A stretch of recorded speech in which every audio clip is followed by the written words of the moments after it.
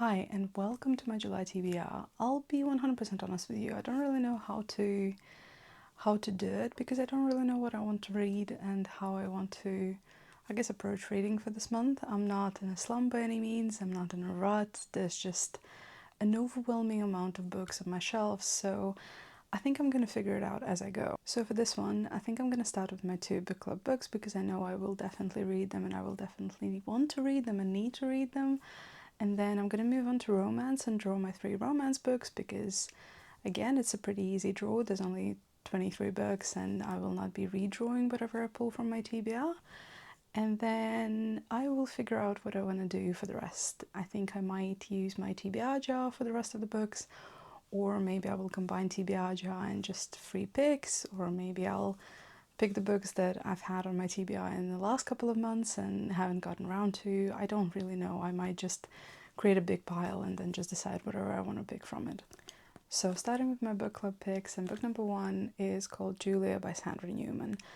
And to be honest, the only thing that I do know is that it's sort of a retelling of 1984 by George Orwell from a different perspective. I don't really know anything else, and I'm kind of curious to go into it blind because 1984 used to be one of my favorite books, if not the favorite. I really fell in love with Orwell when I read it as a teenager. I haven't reread it since, but I would maybe be curious to pick it up this month as well to kind of compare to Julia, or maybe next month to sort of have that reference. But this is going to be my first book. I'm not going to read the synopsis. I'm just going to dive in blind and see how I like it. And the next one is the book that I picked for my own book club, and it's Babel by R.F.Kuang. And this book has been sitting on my bookshelf for way over a year, I want to say almost 2, and I've always been a little bit intimidated by it, and I don't know if it's just the sheer length of it, or just the different reviews that I was hearing. It wasn't necessarily bad reviews, just mainly people saying that the book is worth for the ending rather than for the entire experience of reading it. So I guess I could say that in some ways I was a little bit intimidated by it. I also didn't really know what I'm jumping into. I knew that it's dark academia, I knew that it touches up on racism and sexism and colonialism. I didn't really know how serious it is or how deep it goes into these themes, so yeah, it's safe to say that I guess I was just a little bit scared of picking it up. But now that I've actually started reading it, I want to say about 150 pages in, 160 pages in. I'm having a lot of fun, though admittedly R.F.Kuang is one of my favorite authors, so I am fairly biased, but so far I'm having a lot of fun with the story. I'm looking forward to finishing it and seeing how I feel, whether I would agree that the ending is the best part of the book or whether the entire book is kind of worth the read. And actually, when I've seen her live, I've been to one of her live events, she has teased that she is thinking of writing the continuation of the story. I haven't really had any, feedback or reviews from people saying whether there is a continuation, whether there is enough plot to continue. I would be also curious to form that conclusion, but this is the pick for my own book club. I am very excited to finish it and discuss it with people. And now that those 2 are out of the way, I have my romance TBR jar here. I think I'm going to draw all 3 out, or actually all 2 out, and I'll do the same as I did last time.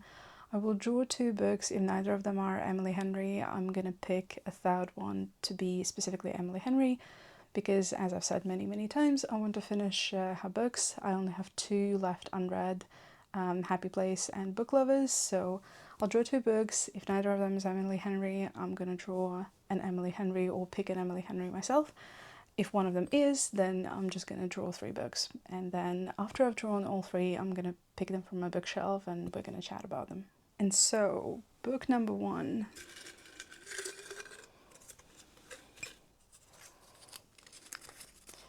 And it is The Paradise Problem.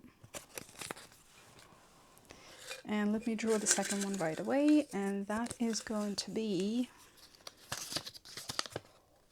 Book Lovers by Emily Henry. So I'm going to draw the third one, and then I'm going to pick all 3 of them from the shelf, and then we can talk. And the third one... Ooh, the third one is Nora Goes Off Script. So I have all 3 books here, and to be honest, I'm actually really excited about all 3 of them. And to begin with, we have Christina Lauren, The Paradise Problem.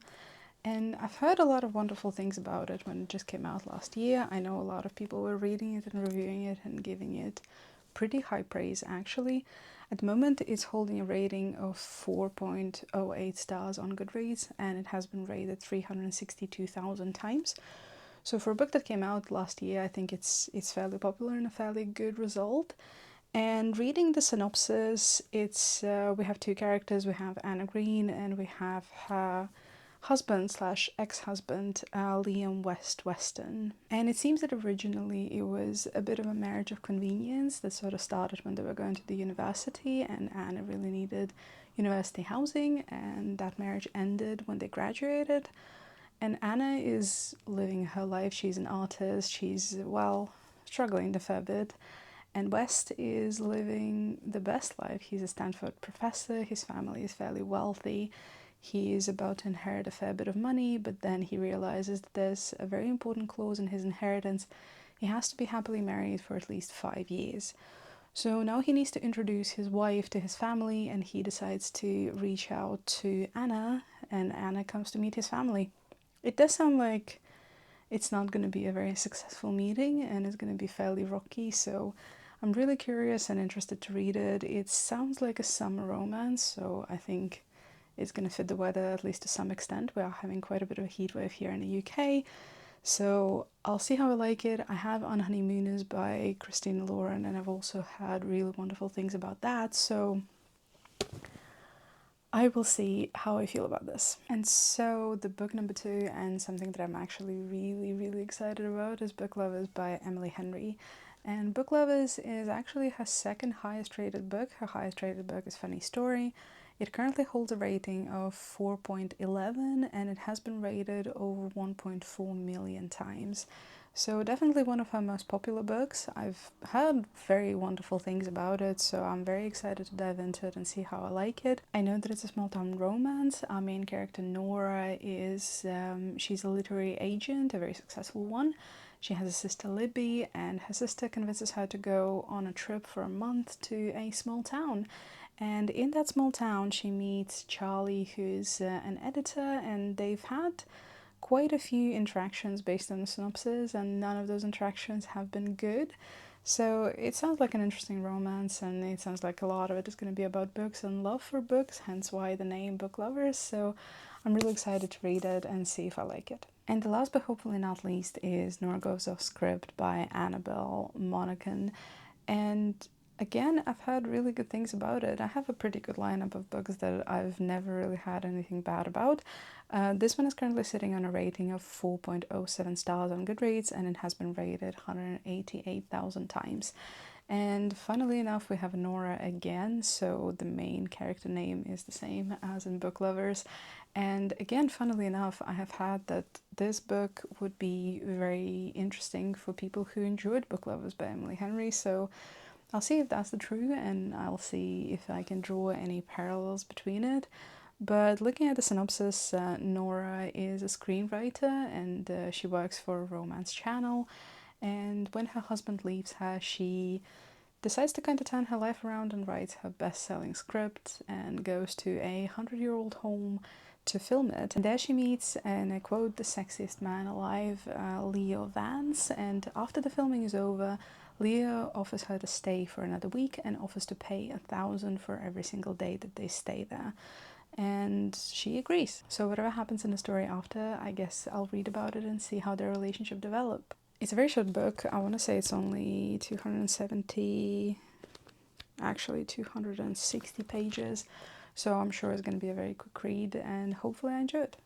So long story short, I had started drawing the remaining 3 books from my TBR jar because I do aim to have 8 every single month.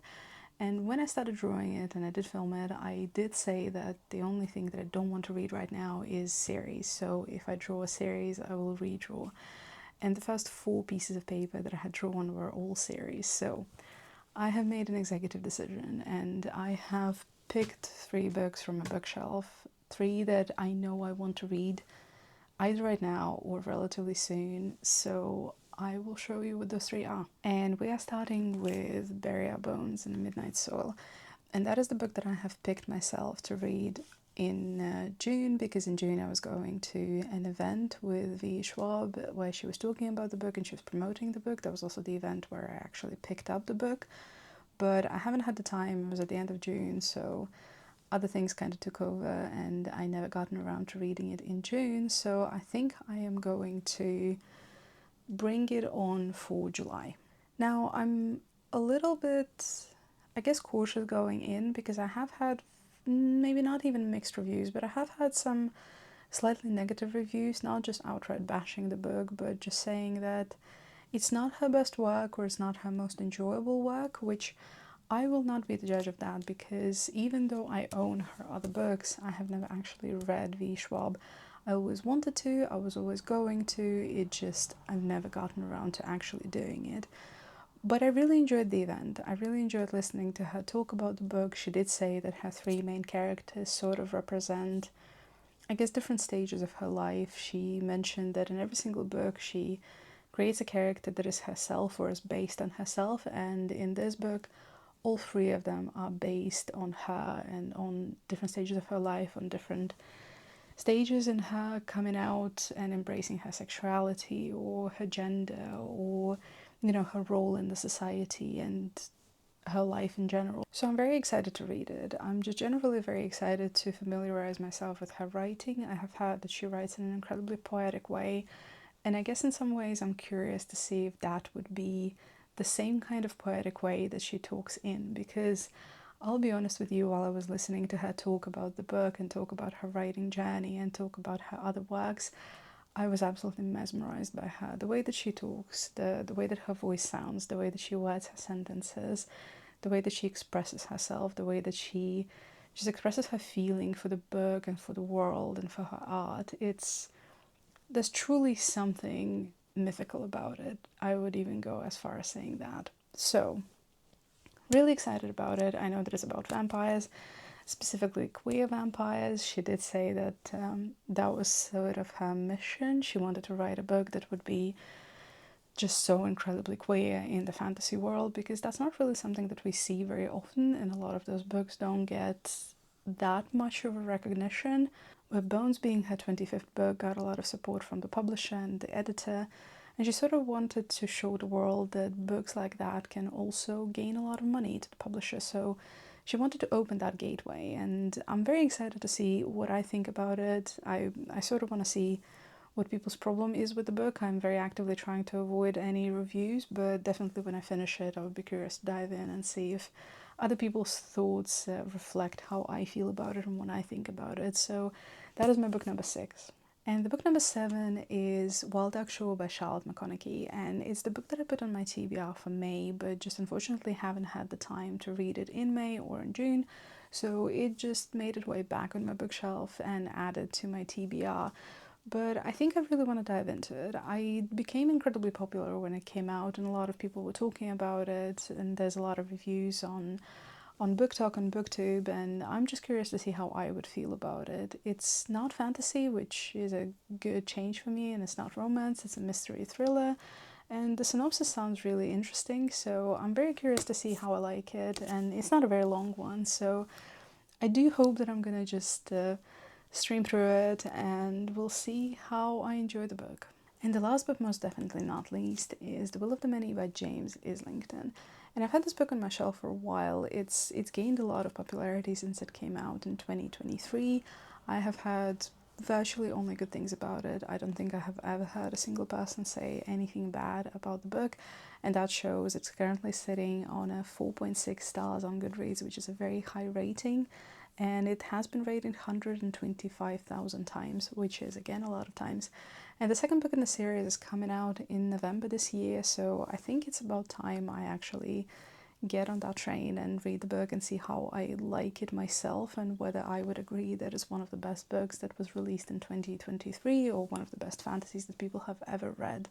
I have fairly high expectations based on the fact that I have never heard a single bad thing about it, but I will do my best to stay away from any further reviews, or to be fair, I don't even want to read the synopsis. I know that it's about an elite training academy. I know that people have been comparing it to Hunger Games.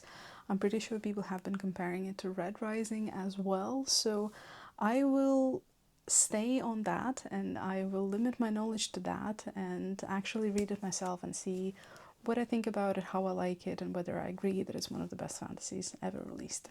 So that is the list. That's my 8 books, and it's quite a sizable stack, to be honest. I don't really think that I would be able to read all 8 of them, but who knows, I'm gonna give it a go. I've already started Babel, so hopefully that will be finished this week. And hopefully I will have time to pick up another one, and then I will let you know how I feel about all of them. And if you have read any of these books, please leave a comment down below and let me know if you like them and if you think that I will like them, and I'll see you in the next one. Bye bye!